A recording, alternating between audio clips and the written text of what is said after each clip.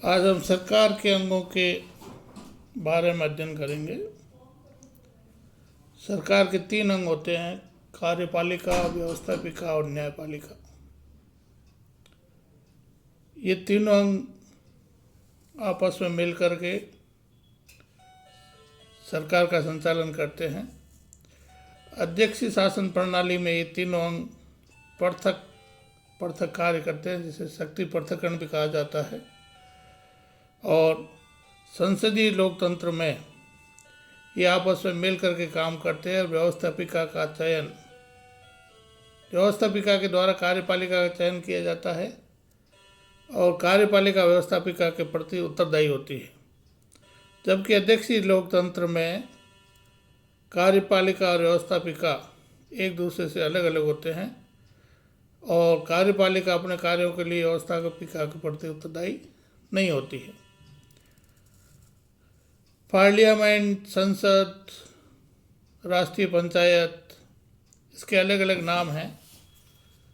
अलग अलग देश में, हमारे देश में से व्यवस्थापिका को संसद कहा जाता है।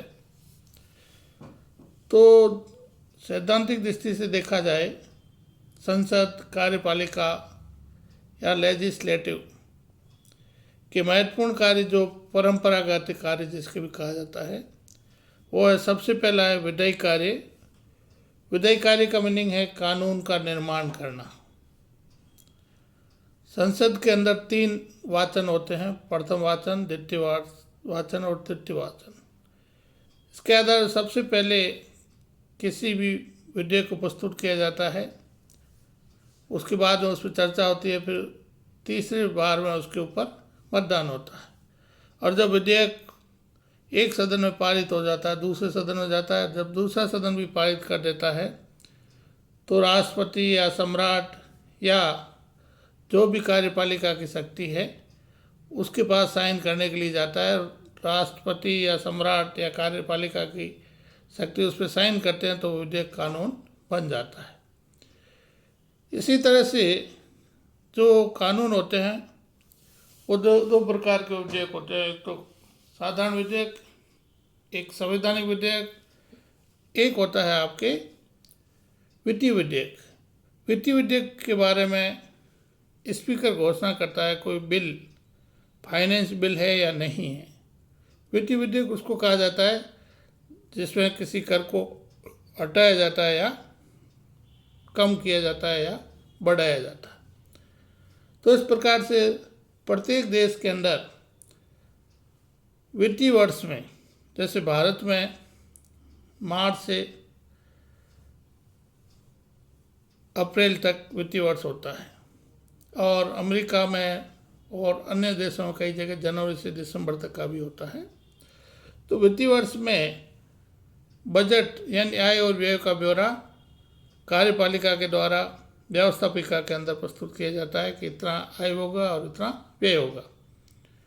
उसे बजट कहा जाता है और उस पर लंबा विचार विमर्श होने के बाद में व्यवस्थापिका उसको पारित करती है।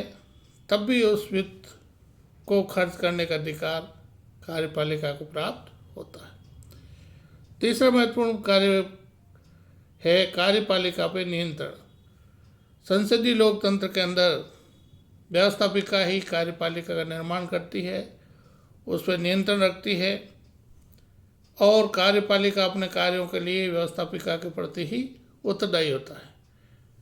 लेकिन अध्यक्षीय शासन प्रणाली में विधायी का बजट पे स्वीकृति दे करके और अन्य चीज़ों पे राष्ट्रपति से प्रश्न के मार्फत या संसद के अंदर उस पर विचार विमर्श के दौरान उस पर या कार्यपालिका पे नियंत्रण रखती है।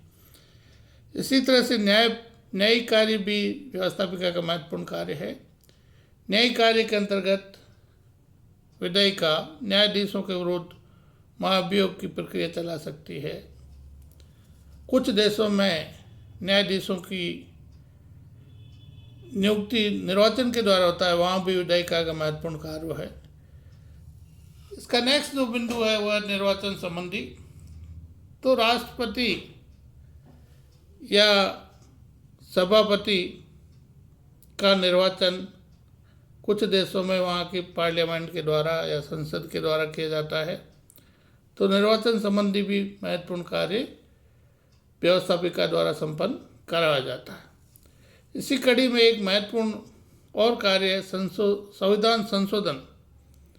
किसी भी देश के मौलिक ढांचे में परिवर्तन करने का अधिकार वहाँ की संसद को होता है। तो हमारे देश में भी संविधान संशोधन की प्रक्रिया 3 तरह की होती है। उन तीनों आधार पर संसद के जो अनुच्छेद जिस प्रक्रिया के अंतर्गत आते हैं उस प्रक्रिया के द्वारा संसद द्वारा उसमें परिवर्तन किया जाता है।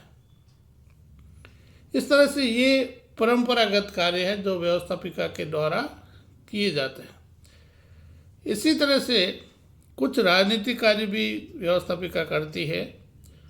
उसमें है सरकार को वैधता प्रदान करना। जो सरकार इलेक्टेड है उसको वैधता प्रदान करने का कार्य भी संसद के द्वारा किया जाता है। यह सरकार को सुझाव दे करके उसमें सुधार भी कर सकती है, उसकी आलोचना करके उसको नियंत्रित भी करती है।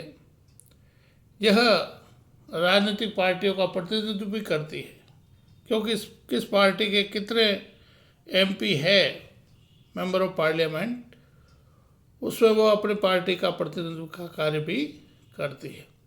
इसी तरह से कई हितों के अलग अलग एमपी होते हैं, प्रतिनिधि होते हैं, जो अपने हित का वहाँ पे संसद के अंदर बात रखते हैं और उनके बारे में नियम या कानून बनाने में महत्वपूर्ण भागीदारी निभाती है। इसी तरह राजनीतिक समाजीकरण और शिक्षण कार्य भी संसद के द्वारा किया जाता है। मीडिया के मार्फत, प्रेस के मार्फत सीधी जो सुनवाई होती है या कार्रवाई होती है संसद की, वो टीवी के द्वारा जनता देखती है, तो जनता उससे प्रशिक्षित भी होती है। राजनीतिक प्रशिक्षण भी कहा जाता है। तो इस तरह से जो व्यवस्थापिका है उसके कई राजनीतिक कार्य भी होते हैं। व्यवस्थापिका 2 तरह की होती है। एक सदनीय व्यवस्थापिका जैसे चीन के अंदर है। द्विसदनात्मक व्यवस्थापिका लगभग हर एक देश के अंदर है, जैसे भारत के अंदर लोकसभा और राज्यसभा है। अब बात ये आती है कि द्विसदनात्मक व्यवस्थापिका क्यों महत्वपूर्ण है। तो ऐसा कहा जाता है एक आँख की बजाय 2 आँखें अच्छी तरह देख सकती है। पुनर्विचार के लिए दूसरे सदन में बातचीत जाती है, तो तत्काल कोई कानून आवेश में नहीं बने या पब्लिक के इंटरेस्ट में न हो तो भी बन जाए, तो उस पर दूसरा सदन पहले सदन पे निरंकुशता जो पहले सदन की होती है उस पर कंट्रोल भी करता है। दूसरा, 2 सदन होने से समाज के सभी वर्गों का उसमें प्रतिनिधित्व आ जाता है। तीसरा, जिन देशों के अंदर संघात्मक शासन है वहाँ राज्यों का प्रतिनिधित्व भी एक सदन करता है, जैसे सीनेट के अंदर अमेरिका में और राज्यसभा भारत में राज्यों का प्रतिनिधित्व ये दोनों सदन करते हैं। 2 सदन होने से कार्यभार में भी कमी होती है, नहीं तो एक सदन पे ज़्यादा कार्य हो जाता है। इसी तरह से प्रतिभाओं का प्रतिनिधित्व भी दूसरा सदन करता है।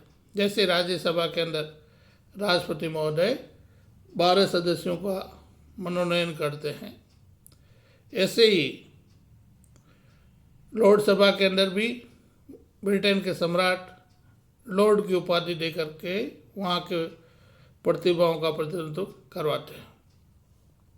इस तरह से दूसरा सदन महत्वपूर्ण होता है। वो पहले सदन की या सरकार की निरंकुशता पे नियंत्रण रखता है।